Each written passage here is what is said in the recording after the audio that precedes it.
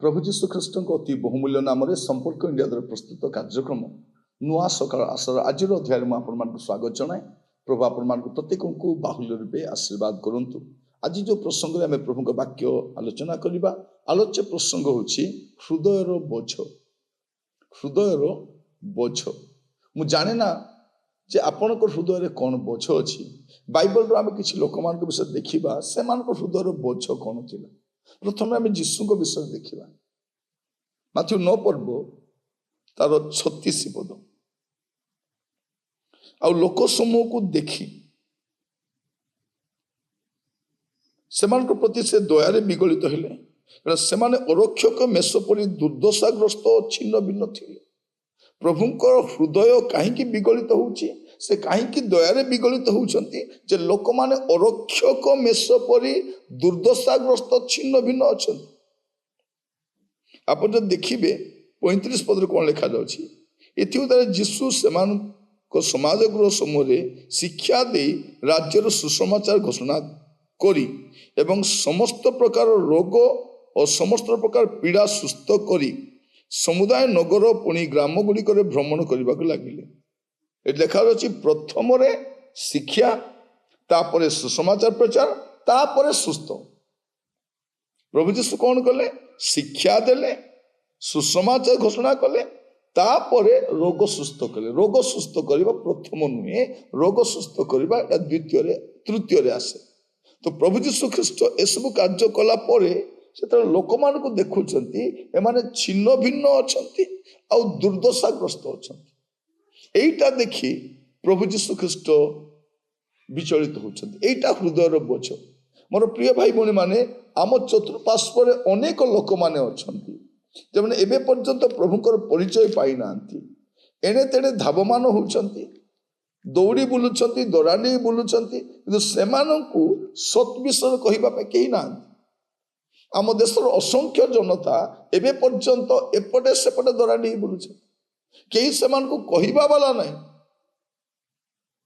आपन को हृदय कांदु नहीं कि? आपन को हृदय विगलित हो नहीं कि? आपन व्यतिव्यस्त होना कि? आमर हृदयर बोझ कौन? आमर हृदयर बोझ होछि भल खाइबा, भल पिंधिबा, आराम रे रहिबा, सुस्थ रहिबा, निरोग रहिबा। मु भल तो दुनिया भल।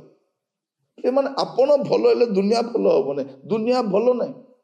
प्रभु जीशु ख्रीष्ट लोक मान को देखुंती अरक्षक और छिन्न भिन्न अछंती, ताको हृदय दयारे विगलित हो जाइछि।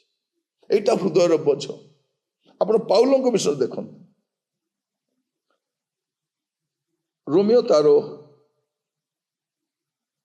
9 पर्व प्रथम 3 पद। मोर हृदय जे गभीर दुख और निरंतर वेदना हुअछि, या मु ख्रीष्टों साक्षात सत्य कहूछि, मिथ्या कहू नहीं। मोर विवेक पवित्र आत्मा को प्रभाव रे मो सहित साक्ष्य दूछि। कारण जो माने शारीरिक भाव में मोहर आत्मीय एपरी मोहर भाई मान निमंते मु निजे ख्रीष्टों पृथक रही शापग्रस्त होगापी इच्छा करि पारंती। एठी आमे देखुछु आउ जनक हृदय बोझ, से होचति पाउलो। तांकर हृदय से कहउछति मो हृदय रे गभीर दुख निरंतर वेदना होछि। कोन पाई? जे मोर लोक मान एबे पर्यंत प्रभु रे नाहंती, से प्रभु को जानी नाहंती। से मोर हृदय बोझ प्रार्थना अटे। मोर प्रिय माने मु कहिबा पई चाहे, प्रभु आमान को अनुग्रह करंतु, ए प्रकार एक बोझ दियंतु। पाउलों को हृदय बोझ एटा थिला, तांकर दुख एटा थिला, निरंतर वेदना एथि पे होछि। ଆପଣ ରୋମିଓ 10 ପର୍ବ ତାର ପ୍ରଥମ ପଦ ଦେଖନ୍ତୁ। ହେ ଭାଇମାନେ, ସେମାନେ ଯେପରି ପରିତ୍ରାଣ ପାଆନ୍ତି ଏହା ମୋର ହୃଦୟର ବାଞ୍ଛା ଏବଂ ସେମାନଙ୍କ ନିମନ୍ତେ ଈଶ୍ୱରଙ୍କ ଛାମୁରେ ମୋର ପ୍ରାର୍ଥନା। କଣ ପାଇଁ ପ୍ରାର୍ଥନା?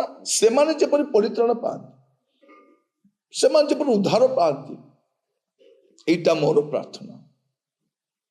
ମୁଁ ଆପଣମାନଙ୍କୁ କହିବା ପାଇଁ ଚାହେଁ, ଆମ ହୃଦୟର ବୋଝ କଣ? ଆମେ କୋଉ ବୋଝ ନେଇ ବଞ୍ଚୁଛୁ?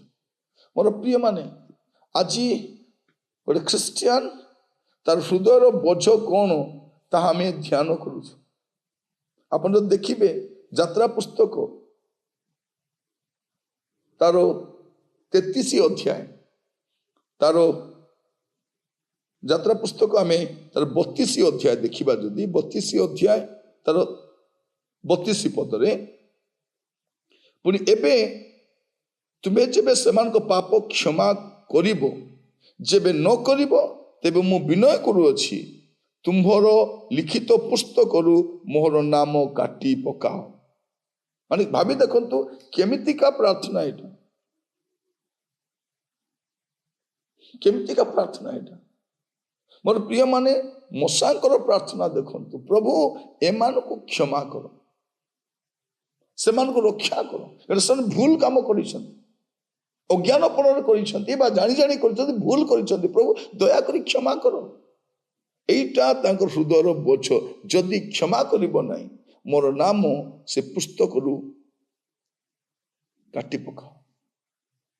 ପ୍ରିୟମାନେ, ପ୍ରଭୁ ଆମମାନଙ୍କୁ ଅନୁଗ୍ରହ କରନ୍ତୁ, ଏ ପ୍ରକାର ଗୋଟେ ହୃଦୟ ଦିଅନ୍ତୁ, ଏ ପ୍ରକାର ଆମର ହୃଦୟର ବୋଝଟିଏ ହଉ। ଏଇଟା ମୁଁ ଆପଣମାନଙ୍କୁ କହିବା ପାଇଁ ଚାହେଁ।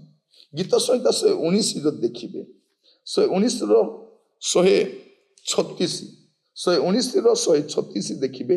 ଏଠି କଣ ଲେଖାଯାଉଛି? ଲୋକମାନେ ତୁମର ବ୍ୟବସ୍ଥା ପାଳନ ନ କରିବାରୁ ମୋ ଚକ୍ଷୁରୁ ଜଳାଧାର ବହୁଅଛି। এইটা ହୃଦୟର ବୋଝ। ପ୍ରଭୁ, ଲୋକମାନେ ଆପଣଙ୍କ ବ୍ୟବସ୍ଥା ପାଳନ କରୁନାହାନ୍ତି, ଆପଣଙ୍କ ବାକ୍ୟ ମାନୁନାହାନ୍ତି, ଆପଣଙ୍କ ବାକ୍ୟକୁ ଶିରୋଧାର୍ଯ୍ୟ କରୁନାହାନ୍ତି। ପ୍ରଭୁ ଦୟା କର। ଏଇଟା ତାଙ୍କର ପ୍ରାର୍ଥନା, ଏଇଟା ତାଙ୍କର ହୃଦୟର ବୋଝ। ଏଇ ବୋଝ ନେଇ ସେ ଆଗକୁ ବଢୁଛନ୍ତି। ମୋର ପ୍ରିୟ ମାନେ, ମୁଁ ଆପଣମାନଙ୍କୁ କହି ରଖେ, ପ୍ରଭୁ ଆପଣଙ୍କୁ ଦୟା କରନ୍ତୁ ବାକ୍ୟ ବୁଝିବା ପାଇଁ। ଆଜି ଆମେ ହୃଦୟର ବୋଝ କଣ ତାହା ଆମେ ନିଜେ ତର୍ଜମା କରି ଦେଖିବା, ନିଜ ନିଜକୁ ସମୀକ୍ଷା କରି ଦେଖିବା। ପ୍ରଭୁ ଆପଣମାନଙ୍କୁ ସାହାଯ୍ୟ କରନ୍ତୁ। ଆସନ୍ତୁ ପ୍ରାର୍ଥନା କରିବା। ଅନୁଗ୍ରହକାରୀ ପିତା ପରମେଶ୍ୱର, ଆପଣଙ୍କୁ ଧନ୍ୟବାଦ ଦେଉଛି।